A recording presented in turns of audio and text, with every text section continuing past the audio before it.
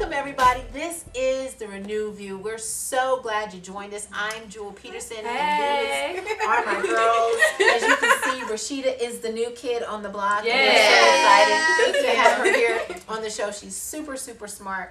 So we look forward to hearing her input on today's show, and we're so glad to have you on the team. Yes, so if you ever watched this show, it's just it's a great opportunity for us to be able to share with you the word that we're learning here in our church. We are ReNew Worship Center. That's right. We're located in Marietta, Georgia. You can see the address there on the screen. And we are here on Sundays at 11 a.m. That's right. That's right. At 10 a.m. we have our Sunday school. And Wednesdays at 7:30 we have our Bible study. Here on Wednesday. And Bible study is so awesome. We've been having such a great time in Bible study. And you'll get to hear some of the word that we learned last week. It was so powerful. It was. We had to go back to it and pull it back in today's study. So you'll hear a little bit more about that. Now, if you can't join us, you can see us on you can listen to us on our podcast. You can get updates on our Facebook and all those other outlets that you see right there on your screen. Please check us out. And we'd love to hear from you. All right, so we're ready to get started with this? Yes. All right. Well, ladies, we are talking first about the hot topic. That's and right. This is a hot topic that everybody's been talking about. Of course, it's been trending consistently. We're seeing it on TV. We're talking about the officer who dragged the young lady out of her desk after the teacher asked for assistance when she refused to get off of her cell phone and was causing a disturbance in her classroom. And so many people are saying, was this right? Was this wrong? Whose fault was it? Obviously, we know that kids don't respect authority like they used to. That's true. However, in my opinion, my first thought was the teacher. I'm upset with the teacher. Everybody's talking about the cop. Everybody's talking about the little girl. But I'm talking about the teacher because as a teacher, I think if she needed help and she asked for, and the cop came, okay, that's great. But in my opinion, if you see that happening, immediately you should say, wait a minute. This is not why I asked you to come. If you can't talk her into getting out of that chair, then leave her. Because in no way don't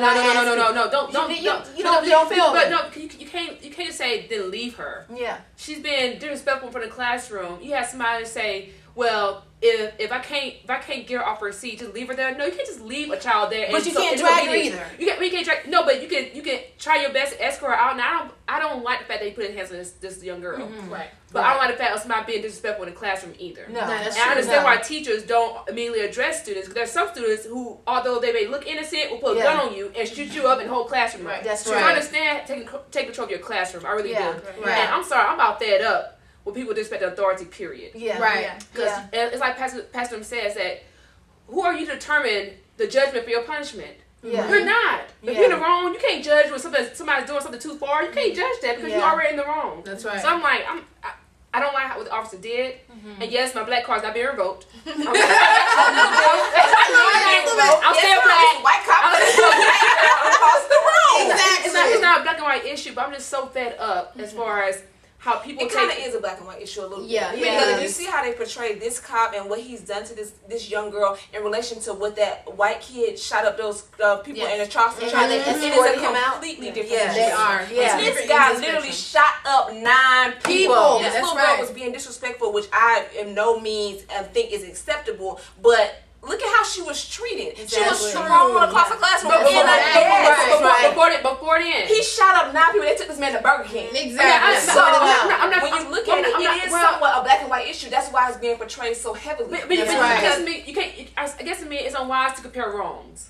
There was wrong in the public. The wrongs are being done in the public. Somebody has to say something about it. But nobody said anything about the entire situation as far as being in the classroom. As soon as he grabbed her, there should have been that should have been stopped at that moment. It was a continuation, so there was time for an actual It was like a couple. I don't know if it was a couple minutes or a couple seconds that went by that it could have been stopped beforehand. Exactly. So as soon as the cop grabbed her, like you said, the teacher could have been like, "Hey, wait, stop!" Wait, or a kid. Everybody was quiet. Like they were watching as if it was normal. That's not normal. It's not normal. Escalated to like a magnitude I don't think anybody expected. Yeah. If I was a student in that class and that cop just threw that kid, I'm not doing that. If I was a teacher and this cop just threw this kid, I'm like, crap, this is too far. But you don't know what's on the cop at this point. The right, and then they're not being trained how to adequately handle situations, because if that was the case, they would have known how to handle someone that defiant. Right. That's part of the problem to begin with, is that we have our young people, especially our young blacks, we have a lot of authority issues because they've seen so many authority issues. Right. So because we see this consistent problem with authority, then you don't understand, okay, well, is this a time where I should be respectful of authority? What should I do to jump in? No. I'm saying you should be respectful of authority, but I guess what I'm saying is, in the instance of our kids understanding what bounds to cross and what bounds not to cross. If I was a student in the classroom looking at this girl get drugged across the classroom, should I jump in? What should I do? You know what I mean? I think the other thing too, I think it's a big. I think it has a lot to do with our society as a whole being desensitized to the things that are going on. For the kids, them just sitting there, there's something that's got to go off, and you stand up and yell and say something. That's right. For the teacher recording it, exactly. Everybody like, this is wrong. I'm challenging the level of I guess our children accountability to other children peers, because same tracker said, man, just get up.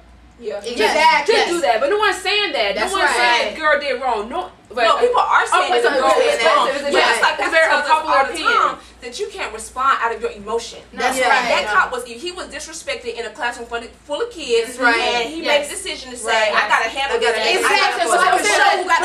I'm saying, but that's us on the outside looking in at situations saying, I'm looking at the video, I'm saying, that's a child that is jacked up. But I'm saying enough to know when it comes to just how people do. I understand the cop's point of view, like, man, we get no respect. People out here shooting us. Right. That's what we're saying. I understand at a point where you just fed up with just disrespect. I understand that. I'm not saying it's right, but I understand. Now I understand on the back end too about people just being for no reason, dying for no reason. I understand both sides of the argument. But I'm saying with children, you cannot take a child's side in this place when you've been disrespectful. Like children, but you still have to be an adult. Exactly. My mama told me a long time ago, if you're in trouble with a teacher, you're in trouble at home. That's true. I agree. But it's not the child. I agree with Gabby on this. I think the child's problem is not.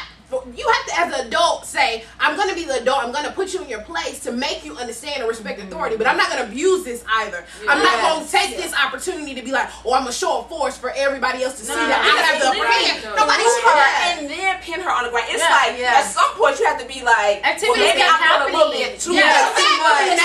As soon as he grabbed her, that should have been enough. Right. To me, it was a continuation of events that happened that she could have stopped a long time ago. Because she was still going to be penalized for her actions regardless. And at this point, that's when it comes to authority. Okay, like pretend the situation changed and he was like, get up or whatever, and she was like, she just wasn't happening. Then you try something else. Well, we're gonna arrest you if you're gonna do this, and we're gonna arrest you. We're gonna grab your hands, and we're gonna put it behind your back, and we're gonna arrest you because she was not armed and she was definitely not dangerous enough for him. So he can handle it very properly. And the thing is too, what you're saying is valuing her life. Right? It's that thought of this is a child. Yes. And although this child is just classroom in high school, right? You shouldn't feel any type of like in other cases that we have come across, they felt threatened. This is no way. This is not. He did not feel threatened at any time.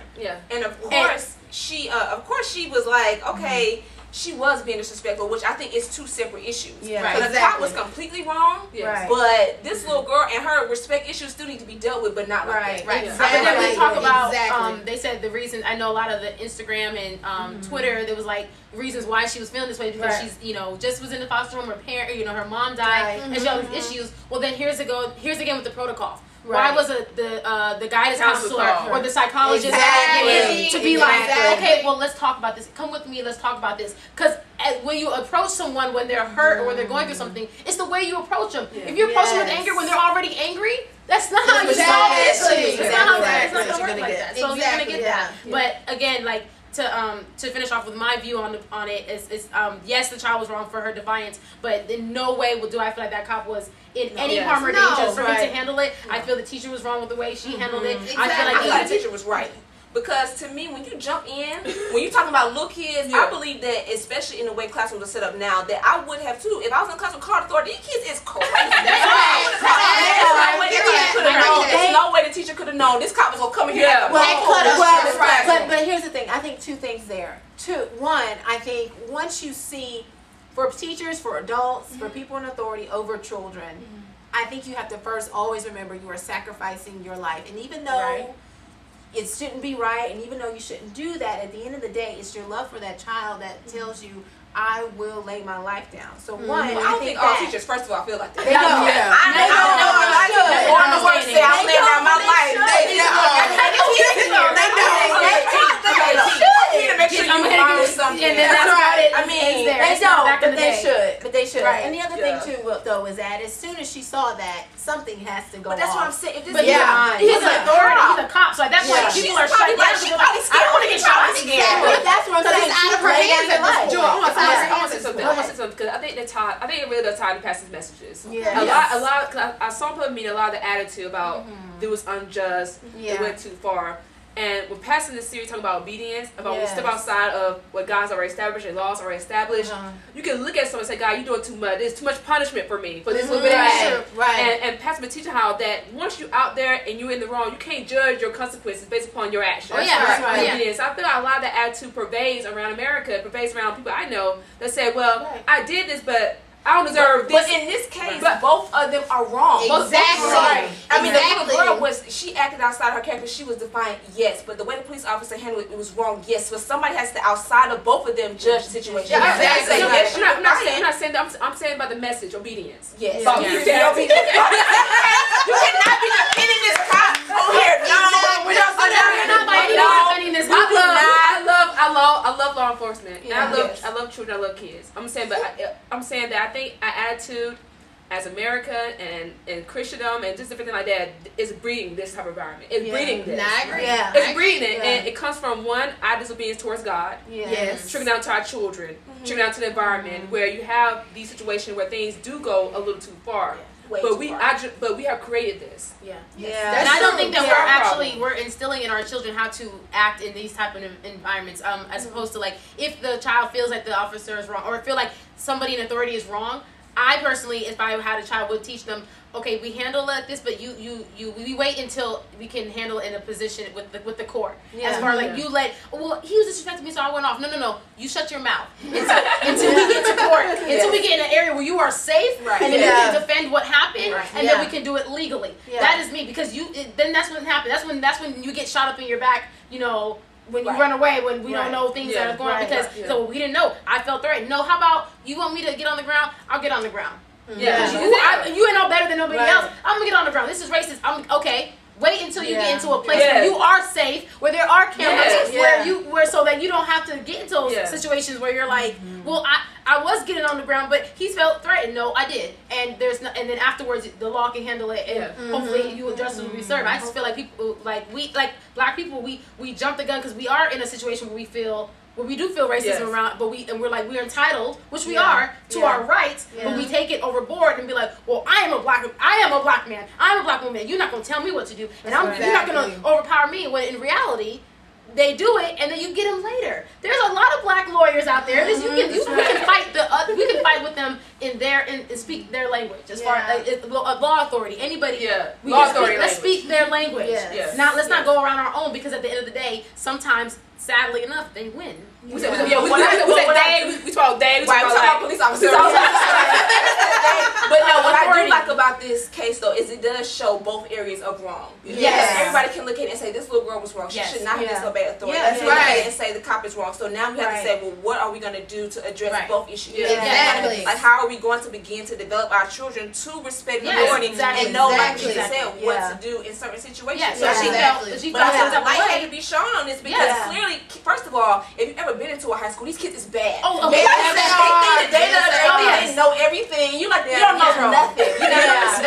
So police officers too can sometimes feel like, well, now I got my badge. You know what I mean? You gotta do what I gotta say. Exactly. So it's showing both areas that no disrespect is not called for, but no throwing a little girl across the room is also not acceptable. And I think too, and as we transition it in we can talk about this all day.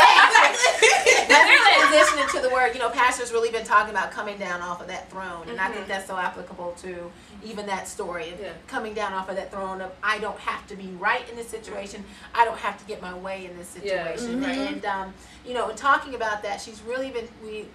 Today's service we talked about the oil and talked about the anointing. Yeah. And how Can I important. say something, Jewel? Go ahead. Okay, when we talk about this oil and this anointing, that is why it is so important for people to find a church to go to. Yes. Some oil, okay? You need a church more than you in think this oil. you do. Right. Come on. And we get ready to talk about why, because you need a shepherd. Yes. You don't even know what you're doing. You need it. No, you need it. You need it, and it's awesome. And she was talking about the anointing, and I don't know for some of you that are watching if you ever thought about the anointing and thought it's only applicable to if you're a pastor and you're anointed, or if you Definitely somehow spiritual, something spiritual, mystical. you know. Right. I need the anointing. Yeah, and that's why I really love coming here, because there's so many things that I've heard but didn't really have a full understanding. That's of. right. Yeah. That's So right. when she went to this point, I was like, okay, good. Let me understand what it means to be anointed and why it's so important. And she was talking about this oil, and talking about how this oil, shepherds use oil on the sheep, and they're They do. doing that to protect them from parasites. The And mites the and lights. and all those things. Mites and parasites. Right. All those things that try to enter into their ears and cause all kinds of irritation. And so, she was talking about how it's the same with us, how we need this oil and how God gives that oil. And by us going before him on a daily basis and hearing this word, that is the oil that's going on our ears, protecting us from the enemy and everything that he's trying to get us to do. And I have found that to be we did that 7 day of obedience. Yeah. And that in that same way is going to him every single day and listening for him to guide us and direct us. And That's I right. found so much freedom in that, and things that I was struggling with, just listening for God and knowing, okay, that's your voice and this is what I need to do, not this other voice. Right. I'm not to bid for God. I'm not to bid for guidance. This Yeah. world will kill you. Yes, We are in a that's jungle. right. Yes. And I felt honored to know that I don't necessarily have to be a minister to be able to feel the anointing. Yeah. So that's why Yeah. I made that comment on Wednesday at Bible study. I was like, so I can wake up in the morning and say, Lord, please anoint my head. Yeah. Yes. Drench me with this oil. That's right. For all the ites to get out of my mind that I can't do it, or that I can't That's succeed right. in life, or whatever the enemy is trying to distract me and just attack me, that I can be covered. That's And right. so you mean me too?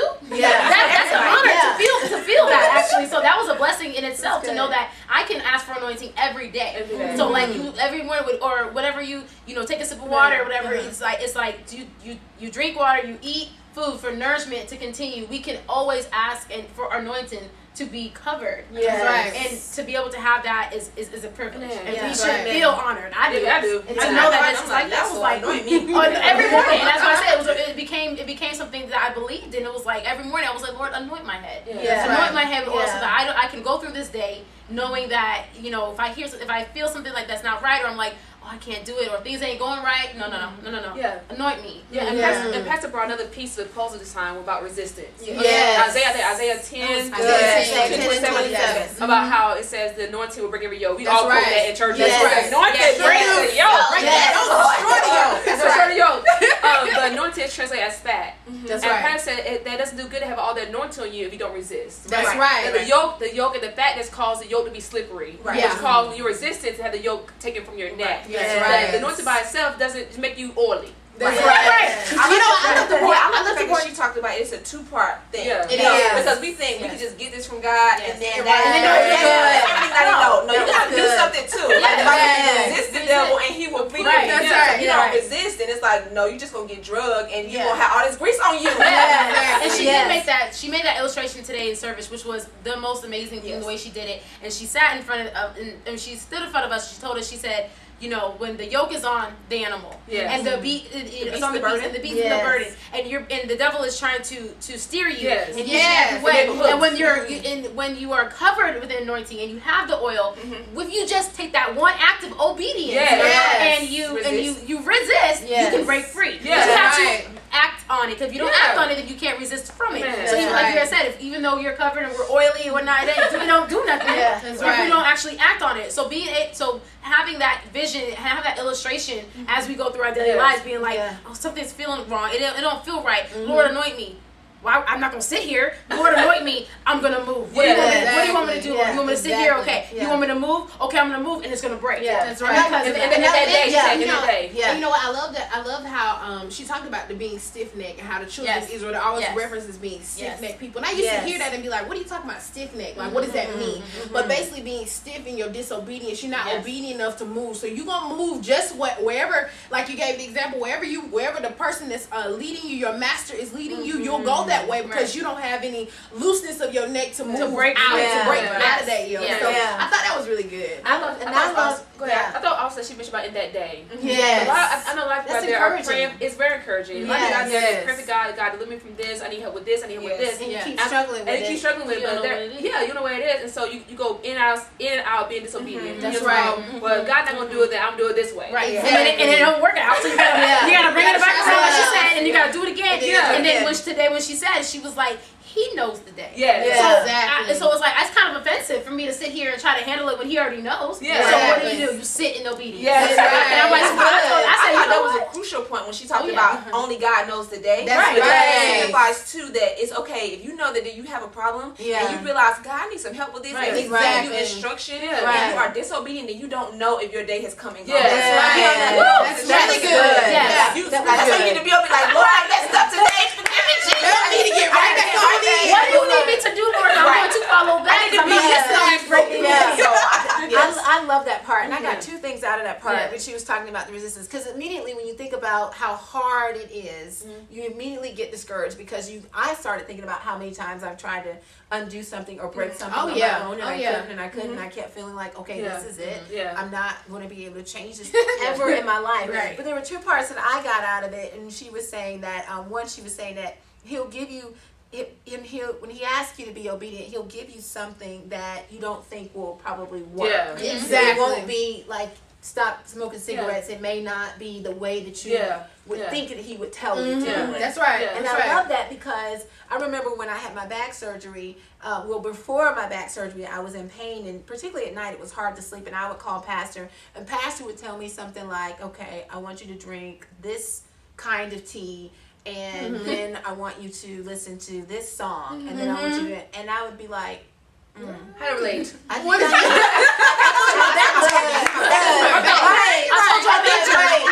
tell you. I said I was injured. I was like, well, I think I need to take some more drugs. I don't think that this. But every time I did it, I had the sweetest sleep possible. Obedience. For that time that I could. And it was during that time, it kept me until I had the surgery. So it's a really, really, really big deal to do it, even though it doesn't sound like it's going to work. Exactly. Because it works. And the part that I like too, as Pastor cleared up, we were talking about the oil going into the ears. And she was like, well, hearing is not just what you hear, but it's how you perceive information. Yeah. You better preach that.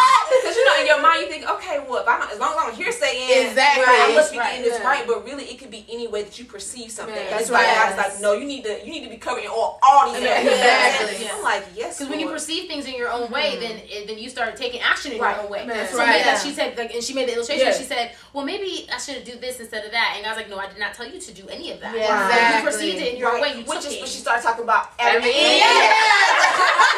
That's part of the sermon. Exactly. Yes, when she talked about the creation and about how man was created, and then she went down later to talk about how the difference between us being created and us being formed. Yes. And then she talked about when Satan came and deceived Eve and said, well, it's because they had the same form. Because they both came from the dust. Yes. It was like, but the dust, she said, but the dust for the animals, they Which came is from the dust. Straight up the stream ran through. And that's how we came. And I said, oh, I'm from the stream.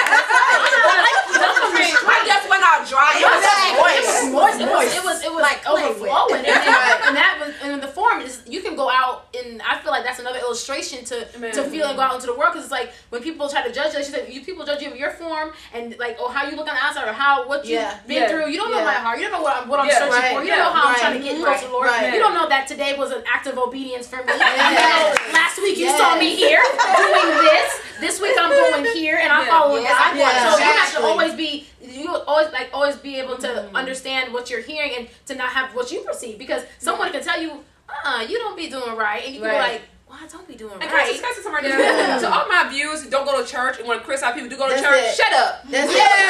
Shut up. Please do. Because people always say there's hypocrites in the church. There are hypocrites everywhere. She said we belong in the church. We do. And hypocrites can get right. It's harder for those who say that, oh, we're too high and mighty. Those are the harder ones to get right. Well, the thing that I always hear people say is like, well, I don't play with God. I'm not coming to church until I get right. But we want you to get right. She really shined a light on it. Said we were all hypocrites. And she was saying how if you stay out but you don't come, then how will you get to hear the word? Yeah, exactly. You gotta be in the tent because you don't know when your day. That day could be your day. Exactly. And then we should know about the whole form and likeness, like how we create God's likeness. So people get caught up in judging your form. Like, well, you did this last week. We got the same problem. We got outside. That's right. Well, God's created something totally new in me. So although me and you both are sinning, so we're not the same person. Even on that point, I know I've done it to my own self, not necessarily other people. I know I've had like problems with my own like identity issues and that sort of thing. So I'll look at my form and say my form is a certain kind of way and think that my form has my character. But she said, no, your form, be careful that your form doesn't define your character. Because your character is the likeness of what God created you to be. But I'm not that person. I'm not the form of what you think I should be or what you think I should say, how you think I should act and feel. No, my character comes from Christ and it's found in God, and that likeness is what we're after. Exactly. I thought it was awesome. It was really. So I got mad by people who say hypocrites in the church. Like, exactly. Shut up. You don't go to church. You don't go to church. How you know that? Well, I don't go to church. I know that I'm not supposed to be here because I'm doing too wrong. No, you're supposed to be here. That's how you get right. And for everybody who thinks you can get right on your own, you cannot. I have tried it myself. You cannot get right on your own. You have to be in the house of the Lord because that is how you find change. That's how you find these revelations that you hear us talking about, these illustrations to live by. I wouldn't have been able to get this teaching if I didn't come here to hear it or hear it on the podcast. I wouldn't be able to know the steps. So while you sitting out there trying to get better and I'm just gonna get right then come to church, how are you gonna know how to get right? This is Rashida right now. That's why the on that day is so important. Because I know I was like, oh my God, like really I tend to like beat myself up and be like, God, why am I not delivered now? Why hasn't it happened now? I need change to happen now and I can't see it, so what can I do? Let me fast out of this, or let me pray harder, or let me read like 15 chapters in the word. Like what can I do? Because I feel like it's not coming, and then you get discouraged. And you feel condemned, and you feel like, well, what needs to happen? Because I feel like my deliverance should be coming, and I believe that you can do it, and I know it's coming, but why hasn't it happened yet? You know what I mean? So you get so anxious. Where's your faith? So when she said on that day that God has an appointed time, that means for me, I was like, I ain't gotta feel guilty about this no more. God, you know the time of the day. There's nothing I can physically do to make it better besides be obedient. So as long as I stay obedient and I stay in guard and I stay independent, there's nothing else that I can do. Your deliverance, my deliverance already marked. My deliverance is coming. So I'm thankful for that day. So I know that's encouraging. It's encouraging to be like, so even if you do start to feel, because we are human, to start to feel discouraged. Okay, well, but that day is coming. That day is coming. So is it today, Jesus? Is it gonna be next week? It's not today, Jesus. It's coming. I'm also through my notes right here. Pastor was saying how you attempt to solve your problems reveal what you think the problem is. And she did a side note to that, saying that you can't be sick and diagnose yourself at the same time. Exactly. Even doctors go. To the doctor. Because she was saying your symptoms will fool you. That's so good. I like how she correlated that with the Adam and Eve story. Exactly. Like when their eyes were open, they was like, we naked. So we think the problem is we ain't got no clothes on. So let's make ourselves stupid. God was like, no, the problem's not necessarily that you ain't got no clothes on, but the problem is this. You know what I'm saying? She was like, sometimes we get so caught up in trying to figure out why we do something, and God's like, no, this is what I'm trying to show you here. You know what I mean? Like, it's not just what you did, it's why you did it. That's right. And then she said, and when she said, like what you said, how you try to solve the problem reveals what you thought the problem was, which 99% of the time is totally wrong. Exactly. Nothing ever gets fixed. But you're over here throwing big And God's like, I got you a quote. I got you a quote, for you to cover you. Because these ain't covering nothing. That's what deep in that session. This is a podcast. It's a podcast. I would match that part up. We're gonna be podcast. Yeah. Pastor said way better than I think I could ever articulate. So listen to podcast. Yes, absolutely. That podcast will give you everything because we can only cover so many things. That's right. Highlight the things that really we felt that you would really enjoy and love to hear. So that's it, ladies. Yes. Today. Let's buy a church. Thank you. I am. I'm glad to be here. All right. Thanks you all so much for watching. You've been watching the ReNew View. Bye.